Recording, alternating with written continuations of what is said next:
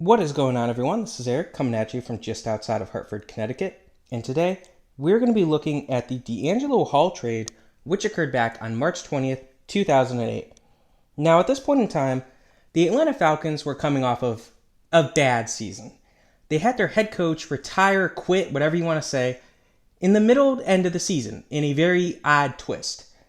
Now, they also had a solid cornerback in DeAngelo Hall, but he was on an expiring contract, and he had openly clashed with the Falcons' former coach, Bobby Petrino.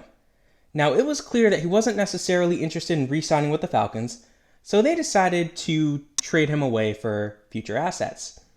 Now, the Raiders decided that they wanted to get DeAngelo Hall in order to pair him with their strong cornerback, Nnamdi Asomugha. How did this deal work out? Let's start by looking at the then Oakland Raiders. So the Raiders would get cornerback DeAngelo Hall, and shortly after the trade, he would sign a massive 7-year contract. And although Hall had received a pricey contract, he struggled immensely.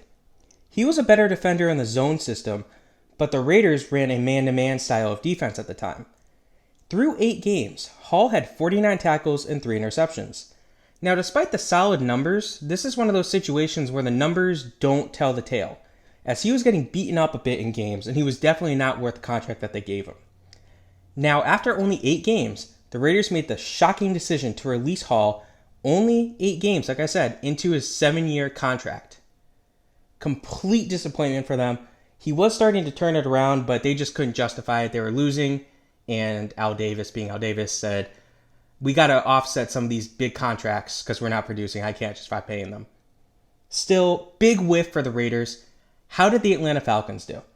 So the Falcons got a pair of draft picks, the first of which was the 34th overall in the 2008 draft. Now, they would trade this away, and we did discuss this trade in the Matt Schwab trade, which will be linked in the description below.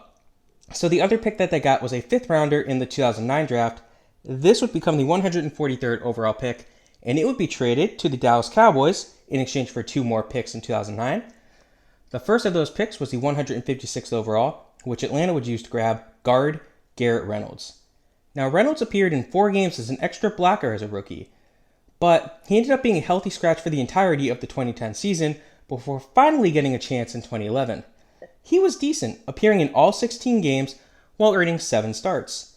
He would start 6 games in 2012, but then a lower back injury would cut his season short. He had a starting job in 2013, but he was mediocre at best, and the team decided it was best to just move on from him. Now, they also got the 210th pick in the 2009 draft. They would use this to grab defensive tackle Vance Walker. Now, Walker managed 30 tackles in a reserve special teams role for Atlanta over his first 2 years with the team. But in 2011, he would see his role increase slightly, as he would record 2 sacks with 18 tackles. He earned 9 starts in 2012, and he rewarded the team with 3 sacks, 1 forced fumble, and 32 tackles. But after his rookie contract came to an end, he would walk as a free agent. So clearly, Atlanta wins this trade regardless, just because DeAngelo Hall was so bad. But anyways, let's look at the secondary team here, the Dallas Cowboys. So they got the 143rd pick in 2009. And they would grab safety D'Angelo Smith with this pick. And Smith was waived as part of the Cowboys' final roster cuts, and he was claimed by another team. So again, pretty obvious who won this trade. Atlanta could have gotten someone to stay on the team for a year, and they still would have won this trade. Hope you guys enjoyed this. Have a good rest of your day.